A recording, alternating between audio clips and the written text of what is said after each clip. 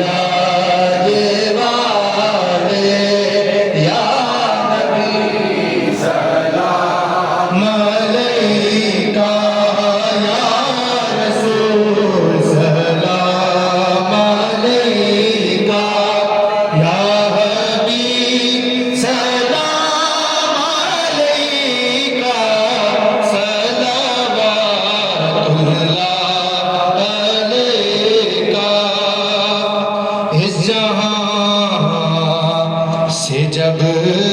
گزر ہو